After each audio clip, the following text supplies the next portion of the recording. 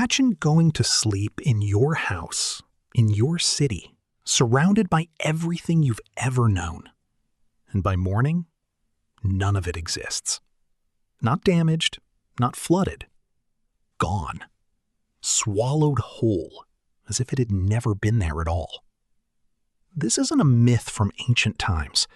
This actually happened. In one night, an entire city dropped into the earth.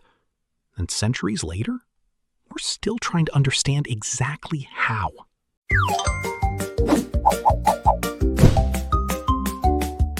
Let's go back to 1692, to a city called Port Royal on the southern coast of Jamaica.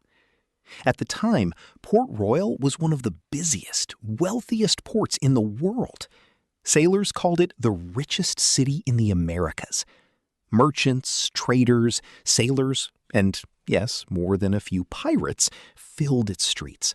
Ships came and went constantly, loaded with sugar, gold, and goods from across the globe. It was a city built on sand. Literally.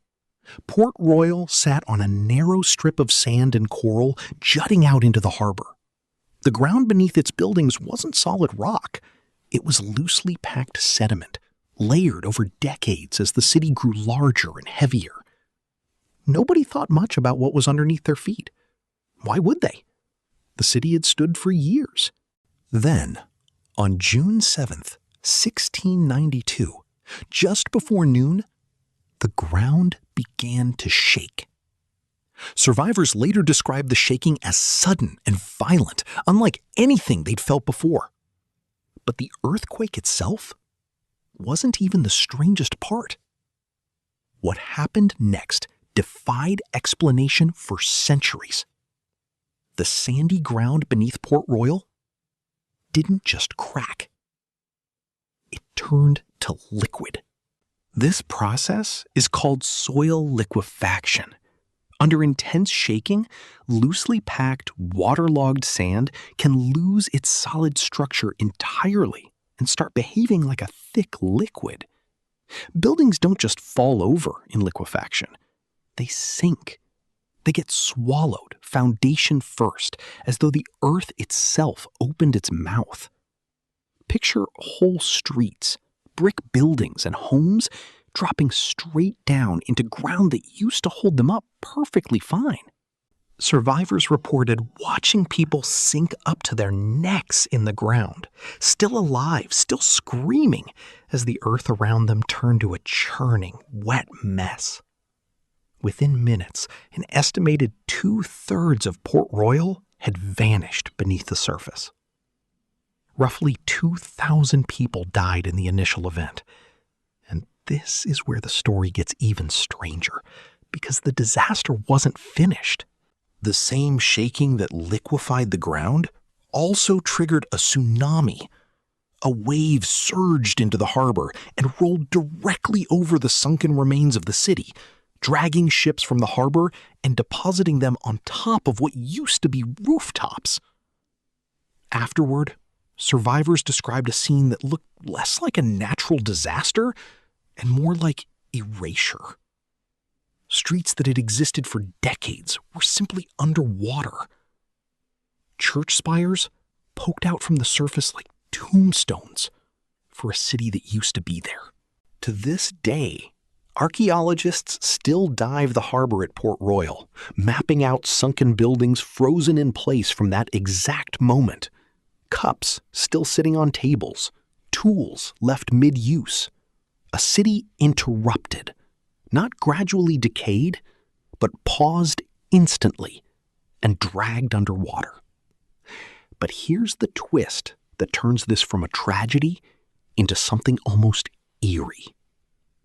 At the time, many people didn't see this as a geological event. They saw it as judgment. Port Royal had a reputation. It was nicknamed by some as one of the most sinful cities on earth, known for drinking, gambling, and lawlessness tied to its pirate economy.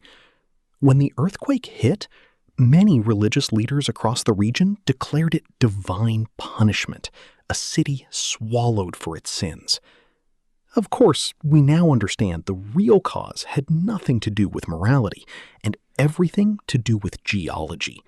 A city built on unstable sand, sitting directly on a seismic fault line, was always vulnerable. It just took the right combination of force and timing to reveal it. And here's the modern mirror to all of this. Port Royal isn't some ancient outlier. Coastal cities today are built on similarly soft, sediment-heavy ground all over the world. Engineers now study soil liquefaction extensively, specifically because of disasters like this one. Modern building codes in earthquake-prone areas take ground composition into account precisely because history proved what happens when they don't. In other words, the ground you're standing on right now might be more fragile than it looks. Solid ground is often just an assumption we make because nothing is proven otherwise yet. Port Royal was never fully rebuilt to its former scale. A smaller town remains near the original site today, but the bulk of what made it the richest port in the Americas still lies underwater, exactly where it sank over 300 years ago. Divers can still swim through its remains. Streets with no roofs, walls with no ceilings, an entire slice of daily life frozen the instant the ground gave way. So the next time you're standing somewhere that feels permanent, a street, a building, a city block, remember Port Royal. Some of the most solid-seeming ground in history disappeared in less time than it takes to finish watching this video.